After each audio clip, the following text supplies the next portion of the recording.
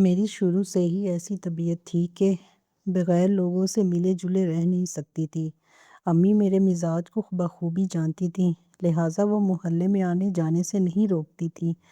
یہاں سبھی پرانے پڑوسی آباد تھے اور ایک دوسرے سے خوب واقفیت تھی۔ ہر تقریب میں آنا جانا رہتا تھا۔ اس طرح محلے کا کوئی گھر ایسا نہ تھا جہاں میں نہیں جاتی تھی۔ 2 سال پہلے کا ذکر ہے کہ ہمارے گھر کے سامنے والا گھر بک گیا اور وہاں نئے لوگ آ گئے۔ یہ شیخ صاحب کا مکان تھا جن کی بیٹی سے میری بچپن سے دوستی تھی۔ اس کا نام سمینہ تھا۔ سمینہ کے چلے جانے کی وجہ سے جی اداس رہنے لگا۔ اس کی یاد آتی تو آپ دیدہ ہو جاتی تھی۔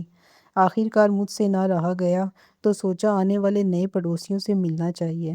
اس گھر میں نے اپنی ہم عمر ایک لڑکی کو بھی دیکھ لیا تھا۔ اس سے ملنے کا اشتیاق ہوا تو امی سے کہا، جب سے سمینہ گئی ہے جی اداس رہنے لگا ہے۔ امی جان سامنے والے گھر میں چلیے، وہاں ایک لڑکی میرے برابر کی ہے، اس سے دوستی ہو جائے گی تو میرا دل بہل جائے گا۔ بیٹی، آج میں نے بریانی بنائی ہے، تم ایسا کرو کہ ایک بڑی تشتری بھر کے ان کے گھر لے جاؤ اور میری طرف سے خاتون خانہ سے کہو کہ امی نے بھجوائی ہے۔ نئے پڑوسیوں کا اسی طرح سواگت کرتے ہیں۔ ہم پھر 2 دن بعد چلیں گے۔ آج یوں بھی میں تھک گئی ہوں، آج نہیں جا سکتی۔ مجھ میں کپڑے بدلنے اور تیار ہو کر جانے کی ہمت نہیں ہے۔ میں نے امی جان کی ہدایت پر عمل کیا، بریانی کی پلیٹ لے کر سامنے والے گھر میں چلی گئی۔ بیل بجائی تو ایک نوجوان گیٹ پر آیا۔ پوچھا، کس سے ملنا ہے اور آپ کون ہیں؟ میں نے بتایا کہ سامنے والے گھر سے آئی ہوں، والدہ نے بریانی بھیجی ہے، یہ لے لیجئے۔ وہ واپس پلٹ گیا اور میں اس کے پیچھے چلنے لگی۔ کچن کے پاس پہنچ کر اس نے کہا کہ سامنے رکھ دیجئے، امی آئیں گی تو آپ کو پلیٹیں بھجوا دیں گی۔ کیا آپ کی والدہ گھر پر موجود نہیں ہیں؟ وہ ہماری پھپھو کے گھر دعوت پر گئی ہیں۔ آپ نہیں گئے؟ مجھے کچھ کام تھا اس لیے نہیں گیا۔ آپ کی کوئی بہن ہے؟ ہاں ایک ہے، وہ بھی امی کے ساتھ گئی ہیں۔ کیا نام ہے اس کا؟ اس کا نام مومنہ ہے، مجھے اسی سے ملنا تھا، بجھے ہوئے لہجے میں کہا۔ واپس جانے کو مڑی تو وہ بولا، وہ بھی شام کو آئے گی، ملنا ہو تو شام کو آ جانا۔ میں نے مڑ کر نہ دیکھا اور گیٹ کی طرف چل دی۔ باہر نکلی تو اس نے گیٹ بند کیا۔ میں نے مڑ کر دیکھا، وہ گیٹ کے اوپر سے جھانک کر مجھے جاتے ہوئے دیکھ رہا تھا۔ 2 چمکدار آنکھیں میرا پیچھا کرتی دکھائی دے رہی تھیں۔ اس روز میں دوبارہ نہیں گئی، البتہ اگلے دن شام کو ان کے گھر پہنچ گئی۔ کیا دیکھتی ہوں کہ آج بھی ان کے گھر میں کوئی نہیں ہے، صرف وہی بیٹھا ہوا ہے۔ میں جھجک گئی کیونکہ کل تو ہاتھ میں بریانی کی پلیٹ تھی، ایک جواز تھا گھر کے اندر جانے کا، مگر آج ایسا کچھ نہ تھا۔ میں نے یوں ظاہر کیا جیسے پلیٹیں واپس لینے آئی ہوں۔ جب کمرے کے در تک پہنچی میں نے کہا، کیا اندر آ سکتی ہوں؟ ہاں، مگر آج بھی گھر والے کہیں گئے ہوئے ہیں اور وہ پلیٹیں میں نے باورچی خانے، معلوم نہیں امی نے کہاں رکھی ہیں، خود کچن میں جا کر دیکھ لیں۔ امی اور مومنہ خالہ کی طرف گئی ہیں، کل آئیں گی۔ اچھا کوئی بات نہیں، پلیٹیں بعد میں لے لوں گی، میں ویسے ہی آ گئی تھی، پلیٹیں لینا مقصد نہیں تھا۔ کل کس وقت آئیں گی آپ کی امی اور بہن؟ شام کو۔ اس نے ایک گہری نظر مجھ پر ڈال کر کہا، اگر پڑوسی سمجھتی ہو تو بیٹھ جاؤ، چائے بنا کر لاتا ہوں۔ وہ باورچی خانے کی طرف جانے لگا تو میں نے جلدی سے کہا، نہیں، کسی اور دن چائے پی لیں گے، میں بہت اچھی چائے بناتا ہوں، پی کر تو دیکھو، دوبارہ پینے کی فرمائش کروں گی۔ یہ کہہ کر وہ کچن میں چلا گیا۔ میں رکنا نہیں چاہتی تھی، مگر اس کا انداز ایسا تھا کہ قدم نہ ہلا سکی۔ 2-4 منٹ اکیلی کمرے میں بیٹھی رہی تو عجیب سا لگا۔ یہ احساس ہوا کہ اس کے گھر میں کوئی خاتون نہیں اور میں تنہا یہاں موجود ہوں۔ تبھی جانے کو اٹھ کھڑی ہوئی۔ سنیے، آپ رہنے دیجئے چائے کے تکلف کو، مان لیا اچھی چائے بناتے ہوں گے، مگر میں اب چلتی ہوں، جب آنٹی اور مومنہ ہوں گی تب آ جاؤں گی۔ ارے بھائی، پانی ابل گیا ہے اور میں نے پتی بھی ڈال دی ہے، چائے تیار ہے، بس چائے پی کر ہی جائیے۔ میں چلتی ہوں باورچی خانے جا پہنچی۔ اچھا لائیے میں بنا دوں۔ اس نے گرم برتن غلطی سے پکڑ لیا اور اب انگلیاں سہلا رہا تھا۔ دیکھا آپ نے، ہاتھ جلا لیا نا، تبھی کہتے ہیں کہ جس کا کام اسی کو ساجے۔ آپ مردوں کو باورچی خانے کا کام نہیں سچتا، لیے میں بنا دیتی ہوں۔ چائے تیار تھی اور وہ اپنی انگلیوں کی جلن دور کرنے کے لیے انہیں منہ میں دبائے ہوئے تھا۔ میں نے کپوں میں چائے انڈیلی، ایک کپ سے دیا اور دوسرا خود اٹھا لیا۔ باورچی خانے میں کھڑے کھڑے پینے لگی۔ بھئی اندر چلیے، کمرے میں آرام سے بیٹھ کر پی لیتے ہیں، ایسے کیا مزہ آئے گا چائے پینے کا۔ میری انگلیوں کی قربانی کا تو خیال کرو، تمہاری مہمان نوازی میں یہ بیچاری جل گئی۔ اس نے انگلیوں پر پھونکے مارنی شروع کر دی۔ مجھے ہنسی آ گئی۔ کس نے کہا تھا مہمان نوازی کرنے کو؟ لو بھئی، اب ہم ایسے بھی بے مروت نہیں ہیں۔ آپ دوسری بار آئی تب بھی چائے پانی کو نہ پوچھے، صرف پانی ہی پوچھ لیتے کافی تھا، تاکہ آپ محلے بھر میں سب سے کہتی کہ یہ جو سامنے والے مکان میں نئے لوگ آئے ہیں نا، بڑے روکھے اور بد تہذیب ہیں، مہمان سے چائے تک کا نہیں پوچھتے۔ مجھے ہنسی آ گئی۔ مذاق اڑا رہی ہیں آپ؟ جی نہیں۔ اچھا میں چلتی ہوں، اتنی اچھی چائے پلانے کا شکریہ۔ کیا دوبارہ پینے آئیں گی؟ کیوں نہیں، اگر آپ نے بلایا تو، یہ کہہ کر میں باہر نکلی اور گلی میں آ گئی۔ مڑ کر دیکھا، گیٹ کے اوپر سے دو کالی بڑی بڑی چمکدار آنکھیں جھانک رہی تھیں، جیسے کہتی ہوں دوبارہ بھی آنا۔ تبھی میں نے گلی سے ہاتھ ہلا دیا۔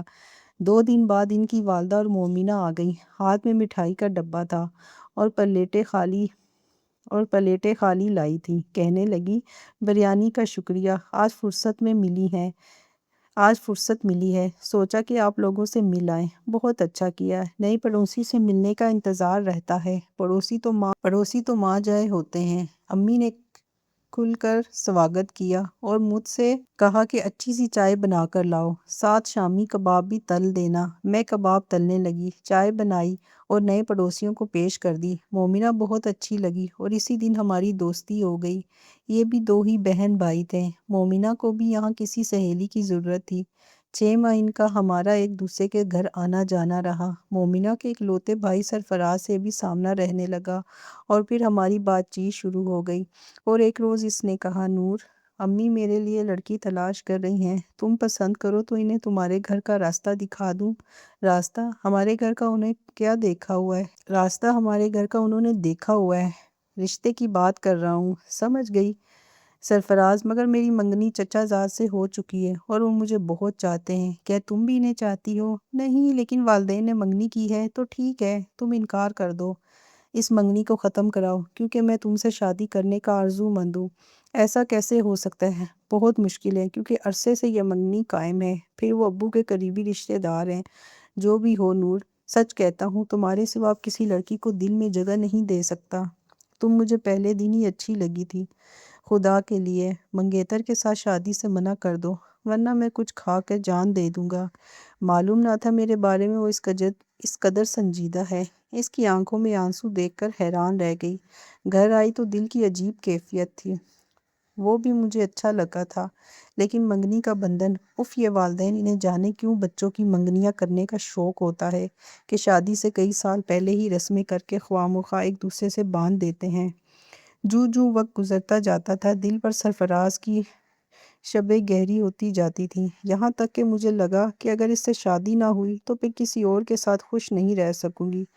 بالآخر ایک دن میں نے امی سے کہہ دیا کہ مجھے خالد پسند نہیں، آپ اس کے ساتھ میری منگنی ختم کروا دیں، ورنہ میں کچھ کھا کر سو رہوں گی۔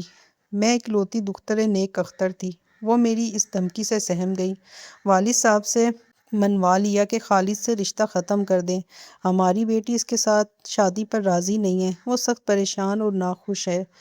کون ماں باپ اپنی اولاد کو ناخوش دیکھنا چاہتے ہیں؟ کڑا کر کے خالد کے باپ سے معذرت کر لی۔ یوں برسوں کا رشتہ پل بھر میں ختم ہو گیا۔ میں نے یہ خوشخبری سرفراز کو جا کر سنائی اور کہا کہ اب تمہیں زہر کھانے کی ضرورت نہیں، اپنے والدین کو ہمارے گھر بھیجو تاکہ تمہارے لیے وہ میرا رشتہ طلب کر لے۔ منگنی ٹوٹ گئی ہے، اس نے بظاہر خوشی کا اظہار کیا، لیکن پھر ان کے گھر سے رشتہ طلب کرنے ہمارے گھر کوئی نہ آیا۔ ایسے ہی سال گزر گیا۔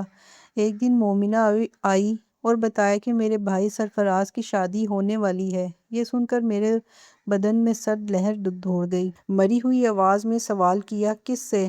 ہمارے ماموں کی بیٹی نورین سے۔ 6 ماہ پہلے رشتہ طے ہوا اور اب شادی کی تاریخ رکھ رہے ہیں۔ مجھے اپنے کانوں پر یقین نہ آیا۔ کیا سرفراز کی مرضی شامل ہے؟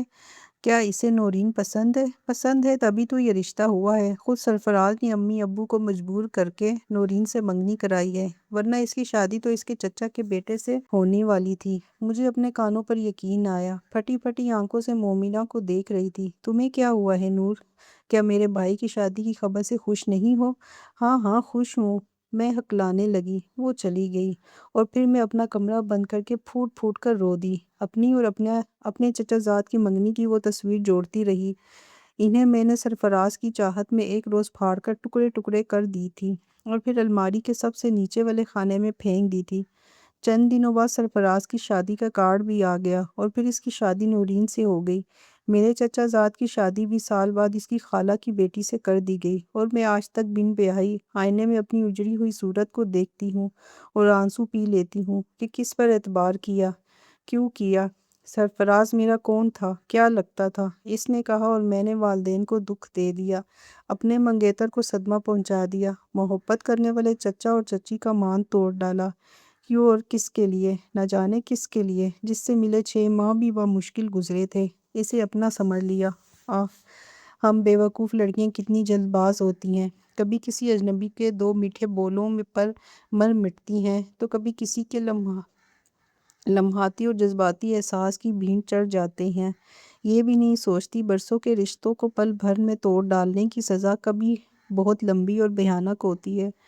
مانگ افشاں اور کلائیاں سہاگ کی چوڑیوں کے لیے ترس جاتی ہیں۔ آج اپنی مرجھائی صورت کو تکتی ہوں تو جی چاہتا ہے آئینے سے پوچھوں کہ کیا میں بوڑھی ہو رہی ہوں، یا پھر اے آئینے تم جھوٹ بولتے ہو۔ کاش آئینہ کہہ دے کہ میں جھوٹ بولتا ہوں، مگر حقیقت یہ کہ آئینہ ہمیشہ سچ کہتا ہے، وہ کبھی جھوٹ نہیں بولتا، خواہ ہم اپنے چہرے پر کتنی ہی غازی کی تہ چڑھا لیں۔